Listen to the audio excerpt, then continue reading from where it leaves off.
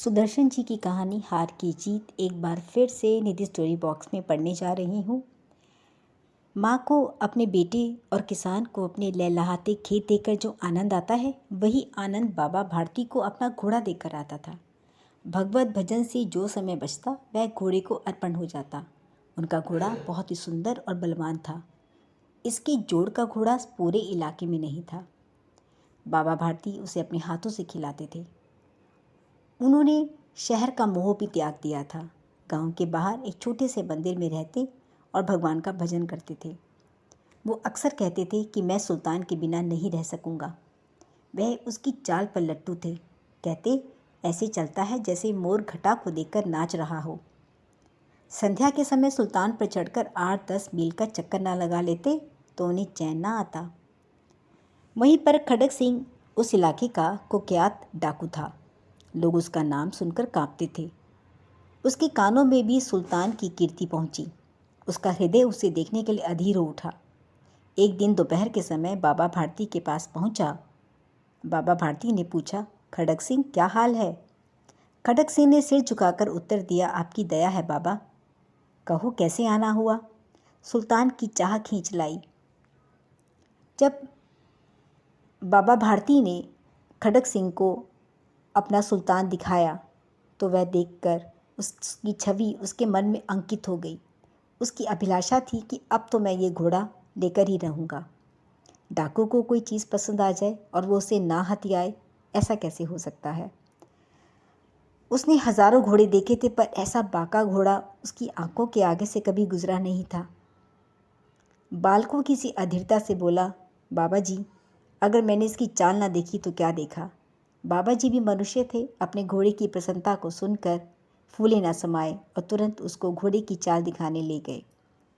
उसके मन में सांप लौट गया और जाते जाते कहने लगा कि यह घोड़ा आपके पास ना रहने दूंगा। बस यह सुन के ही बाबा भारती डर गए। उनकी रात की नींद उड़ गई। सारी रात अस्तबल की रखवाली करते। कई महीने बीत गए पर खड़ग सिंह ना आया। इस बात से वह फिर असावधान हो गए। शाम का समय था। बाबा भारती सुल्तान की पीठ पर सवार होकर घूमने जा रहे थे। तभी रास्ते में उन्हें एक अपाहिज दिखा जो कि पेड़ के नीचे बैठा था। उसने आवाज़ लगाई, ओ बाबा, इस कंगले की सुनते जाना। उसकी करुणा भरी आवाज़ सुनकर बाबा भारती ने घोड़ा रोक लिया और उसे पूछा कि तुम्हें क्या कष्ट है? उसने कहा कि मुझे दूसरे गांव जाना है वैद्य को दिखाने, तो आप मुझे घोड़े पर बिठा लो, परमात्मा भला करेगा। यह सुनकर बाबा भारती को उसके ऊपर दया आई और उन्होंने उसे घोड़े पर बिठा लिया और खुद घोड़ा पकड़कर धीरे धीरे चलने लगे। एकदम उन्हें झटका सा लगा और उनकी लगाम हाथ से छूट गई। सुल्तान की लगाम जब हाथ से छूटी तो वो क्या देखते हैं कि वो जो अपाहिज है घोड़े की पीठ पर तनकर बैठा है और घोड़े को दौड़ाई लिए जा रहा है। उनके मुख से चीख निकल गई और वह अपाहिज डाकू खड़ग सिंह था। बाबा भारती कुछ देर चुप रहे, फिर पूरे बल से चिल्लाकर बोले, ज़रा ठहर जाओ। खड़ग सिंह ने घोड़ा रोका और उसकी गर्दन पर हाथ फेरते हुए कहा, बाबा जी, यह घोड़ा अब ना दूंगा। खड़ग सिंह घोड़े से उतरकर लगाम को कस के पकड़कर खड़ा हो गया। उसने उस बाबा भारती की आंखों में ऐसे देखा जैसे कोई बकरा कसाई की ओर देखता है। बाबा ने कहा, यह घोड़ा तुम्हारा हो चुका। मैं तुमसे इसे वापस करने के लिए नहीं कहूँगा। बस मेरी एक प्रार्थना है, इसे अस्वीकार ना करना, नहीं तो मेरा दिल टूट जाएगा। खड़ग सिंह कहता है, बाबा जी आज्ञा कीजिए, मैं आपका दास हूँ, केवल यह घोड़ा ना दूंगा। अब घोड़े का नाम ना लो। मैं तुमसे इसके विषय में कुछ ना कहूँगा। बस मेरी एक ही प्रार्थना है, यह घटना किसी के सामने ना कहना। खड़ग सिंह उन्हें आश्चर्य से देखता रहा। बाबा ऐसा क्यों? इसमें आपको क्या डर है? बाबा भारती ने उसको कहा, लोगों को अगर इस घटना का पता लगा तो वे किसी गरीब पर विश्वास नहीं करेंगे। और कहते कहते उन्होंने सुल्तान की ओर से इस तरह मुंह मोड़ लिया जैसे उनका कोई संबंध ही ना रहा हो।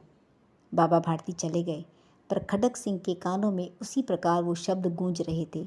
सोचता था, कैसे ऊंचे विचार हैं, पवित्र भाव हैं। उन्हें इस घोड़े से इतना प्रेम था। इसे देखकर उनका मुख फूल की नाई की तरह खिल जाता था। कहते थे, इसके बिना मैं ना रह सकूंगा। उसकी रखवाली में सोते नहीं थे। और आज कहते हैं कि उन्हें घोड़ा नहीं चाहिए, और कहते हैं कि गरीबों पर विश्वास ना उठ जाए, इस ख्याल से उन्होंने घोड़े के लिए जिद नहीं की। ये ऐसा मनुष्य नहीं, देवता है। रात के अंधकार में खड़क सिंह बाबा भारती के मंदिर पहुंचा। चारों ओर सन्नाटा, आकाश में तारे टिमटिमा रहे थे। थोड़ी दूर गांव के कुत्ते भौंक रहे थे। मंदिर के अंदर कोई शब्द सुनाई नहीं दे रहा था। खड़क सिंह सुल्तान की बाग पकड़े हुए था। धीरे धीरे अस्तबल के फाटक पर पहुंचा। फाटक खुला था। किसी समय वहां बाबा भारती स्वयं लाठी लेकर पहरा दिया करते थे, परंतु आज उन्हें किसी चोरी और डाके का डर नहीं था। खड़क सिंह ने आगे बढ़कर सुल्तान को उसके स्थान पर बांध दिया और बाहर निकलकर सावधानी से फाटक बंद करके चला गया। उसकी आंखों में नेकी के आंसू थे। अगली सुबह जब बाबा भारती स्नान करके अस्तबल के पास पहुंचे तो देखा कि वहाँ पे घोड़ा बंधा हुआ है, उनका सुल्तान बंधा हुआ है।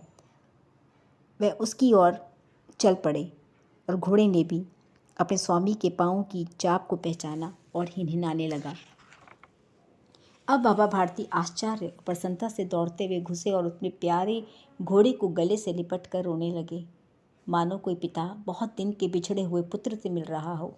बार बार उसकी पीठ पर हाथ फेरते, बार बार उसके मुंह पर थपकियां देते। फिर वे संतोष से बोले, अब कोई गरीबों की सहायता से मुंह नहीं मोड़ेगा। कैसी लगी कहानी?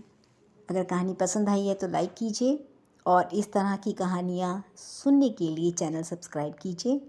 और इससे भी ज़रूरी है, अपना ख्याल रखना ना भूलें और अपने आसपास लोगों की मदद करते रहें।